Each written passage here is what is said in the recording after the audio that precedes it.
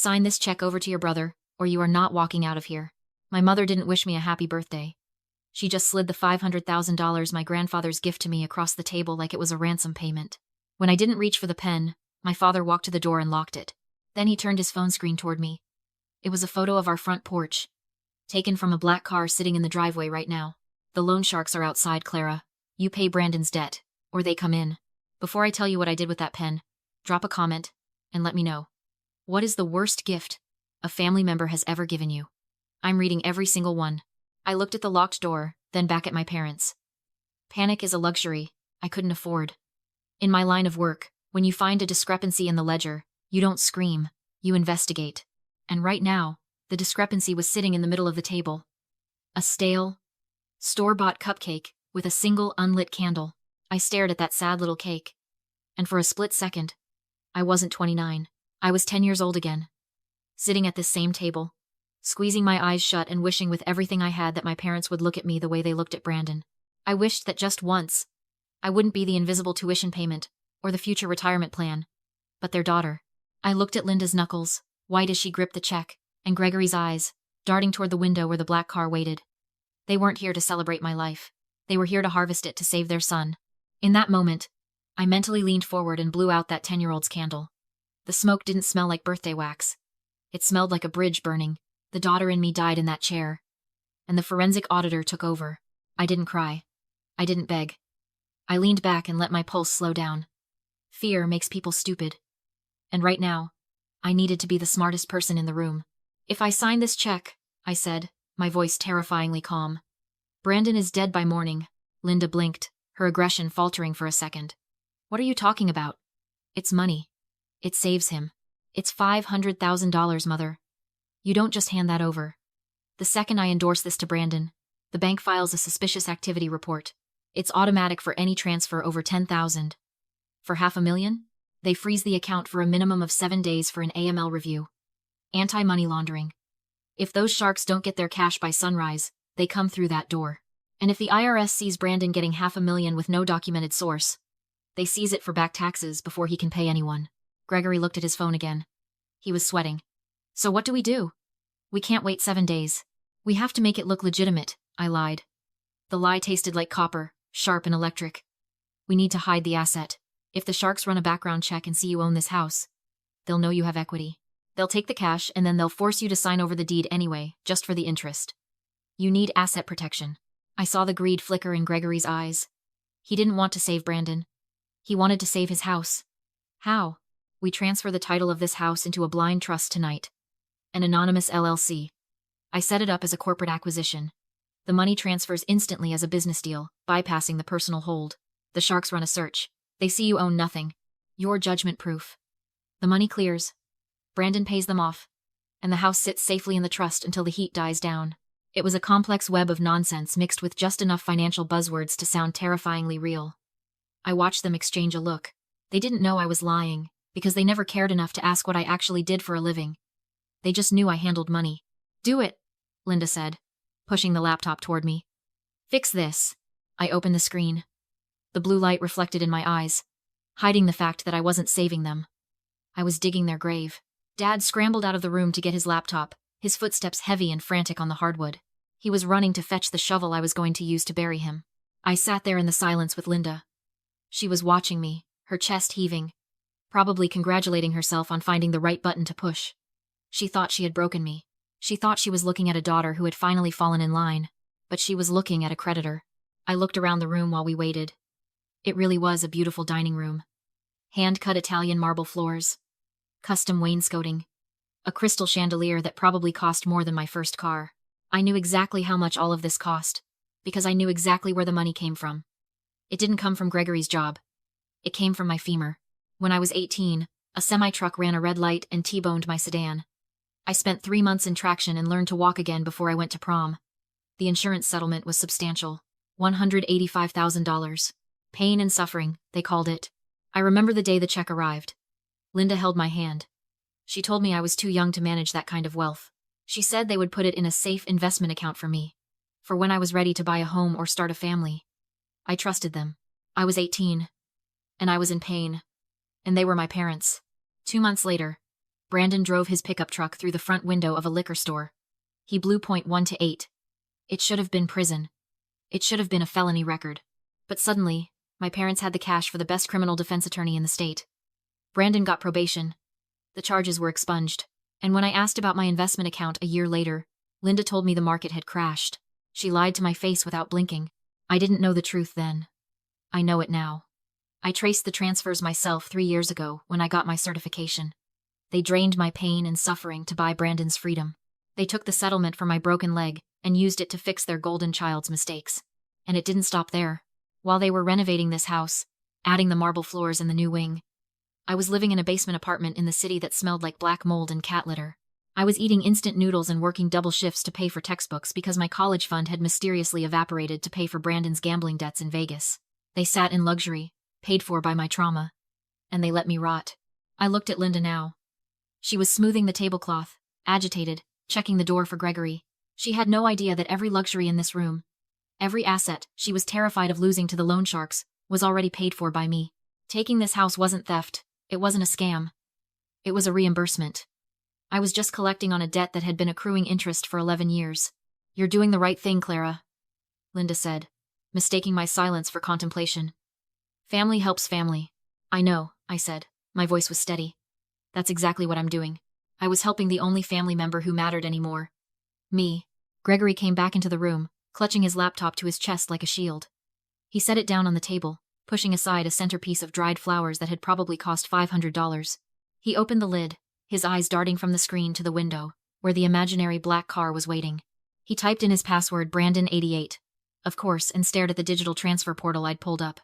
His finger hovered over the trackpad. He was sweating. A bead of perspiration rolled down his temple and caught in his collar. "I don't know, Linda," he muttered, his voice cracking. "Transferring the deed. This feels extreme. What if the trust doesn't release it back? We need a lawyer to look at this."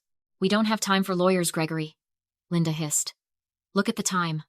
Look at the window." I know. But he looked at me, suspicion finally cutting through his panic. "Why are you helping us, Clara? You never help. You hoard every cent you make. Why the sudden change of heart?" He was weak, but he wasn't entirely stupid. He sensed the trap, even if he couldn't see the teeth. I opened my mouth to spin another layer of financial jargon, to talk about equity shielding and emergency liquidity. But Linda didn't let me speak. She snapped. The facade of the concerned mother vanished, replaced by something feral. She lunged across the corner of the table and grabbed my wrist. Her nails dug into my skin, sharp and painful. "She's helping because she doesn't have a choice," Linda spat, her face inches from mine. "Listen to me closely, Clara. You are going to walk your father through this process, and you are going to do it right now." "Or what?" I asked softly. "You'll ground me?" Linda's eyes narrowed into slits. "Or I pick up this phone and call 911. I tell them my daughter is in the middle of a psychotic break. I tell them you're threatening self-harm. I tell them about the antidepressants you took in college. I tell them you're unstable, dangerous, and unable to care for yourself." The room seemed to drop 10 degrees. "You wouldn't," I said. "But I knew she would. I will file for an emergency conservatorship by morning," she whispered, the words sliding out like venom. "I will tell the court you aren't competent to manage your own affairs. Think about it, Clara. A forensic auditor with a documented history of mental instability? A 5150 hold on your record? You will lose your license. You will lose your clearance. You will never audit another company as long as you live. I will burn your career to the ground to save your brother." I looked at her. I really looked at her. For years, I had told myself they were just flawed, that they loved me in their own broken way. But looking into her eyes now, I saw the truth. There was no love there. There wasn't even likeness. There was only a predator looking at a resource. She was willing to lobotomize my life, strip me of my autonomy, and destroy the only thing I had built for myself, my career, just to keep the cash flow running for Brandon. She wasn't my mother. She was a hostile combatant, and with that threat, the last microscopic grain of guilt I had about taking their house evaporated. It turned to ash. I didn't pull my wrist away. I didn't flinch. I let a slow, cold smile spread across my face. It wasn't a happy smile. It was the smile of a hunter who just watched the prey step into the snare. "You're right, Mom," I said, my voice steady as a flatline. "Family comes first. Let's get this done." I turned to Gregory. "Open the browser." I booked an emergency online notary appointment under a corporate merger code. "She's waiting in the lobby. We have 10 minutes before the slot expires." Linda released my wrist, looking triumphant. She thought she had won. She thought she had scared me into submission. She had no idea she had just signed her own eviction notice. I opened my laptop. The screen glowed in the dim room, casting long, sharp shadows across the marble table. I checked the time in the corner of the display. 7:42 p.m. We have 18 minutes, I said, my fingers flying across the keyboard. I called in a favor with a corporate notary service I use for hostile takeovers. I booked an emergency remote slot under a merger and acquisition code. She's in the digital waiting room right now. If we miss this window, the slot closes, the asset protection deal dies, and Brandon is on his own. It was a lie. A beautiful, high-pressure lie designed to short-circuit their critical thinking. There was no merger code. There was just a standard 24-hour notary service anyone could book for $50. But they didn't know that. They only knew panic. Gregory wiped his forehead with his sleeve. What do we do? Sit here, I ordered, spinning the laptop to face him. I've prepared a quitclaim deed. We are transferring the title of this property into a holding company called Veritas Holdings, LLC. Veritas? Linda squinted at the screen. Who owns that? It's a blind trust shell, I said, layering the bullshit with confident rapid-fire delivery. It shields the asset. If the loan sharks run a title search tomorrow, they'll see the house was sold to a corporate entity. It looks like you liquidated. They can't put a lien on a house you don't own. It effectively makes you judgment-proof while the money moves. And the taxes? Gregory asked, his voice trembling. He was always terrified of the IRS. That's why we do it this way, I said, leaning in. If I just give you the check, it's a gift. You get hit with a 40% tax, but if we structure it as a corporate asset liquidity exchange, we bypass the gift tax threshold entirely. It's called layering. It's how the ultra-rich stay rich. They nodded. They didn't understand a word I was saying, but they nodded because they wanted to believe there was a magic trick that fixed everything. They were greedy. And greed makes people incredibly easy to deceive. The video call connected. A woman in a blazer appeared on the screen, looking bored. Good evening. I have a deed transfer for signatures? Yes, I said. My clients are ready. Gregory hesitated. His hand hovered over the trackpad. For a second, a flicker of survival instinct kicked in. Clara, this trust. It transfers the house back to us in 30 days. Right? Once the sharks are paid? I looked him dead in the eye. I didn't blink. The contract follows the money, Dad. Once the debt is settled, the asset creates balance. It was a technically true statement. The debt was the money they stole from me. The balance was the house. He looked at me. Then he looked at the window, terrified of the invisible men in the black car. Guilt has a way of narrowing vision. It doesn't make people stupid, it makes them afraid. They were so focused on loan sharks, scandal, and reputation that they never saw the real threat sitting across the table. They signed because they thought I was on their side. They never imagined the daughter they'd bullied for 29 years had finally learned how to bite. Sign it, Linda snapped. Gregory clicked. Digital signature. Accepted. Linda followed. Accepted. The notary stamped the screen. The seal turned green. It's done. Gregory exhaled. The house is safe.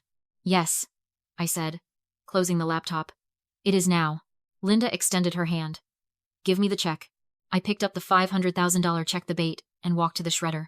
Grandpa always said never write a check your integrity can't cash. I turned the machine on and fed the check into the blades. The silence afterward was crushing. Gregory lunged for me, roaring. I raised my phone. I'm live streaming, I said calmly.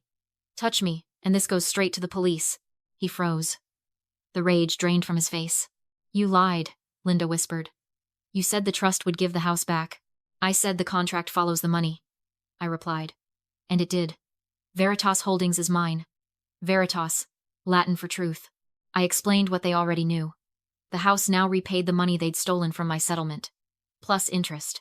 The debt was settled. We'll sue you, Gregory shouted. Please do, I said. Explain to a judge how you signed a quitclaim deed to hide assets and evade taxes. Silence. You can fight the eviction, I continued. Hand on the door. Or you can be out by noon tomorrow. Otherwise, the forensic audit goes to the IRS and the DA. I left them there small, trapped, terrified. At 2:14 a.m., my phone alerted me. Motion detected. Brandon was breaking into my old apartment with a tire iron, hunting cash that wasn't there.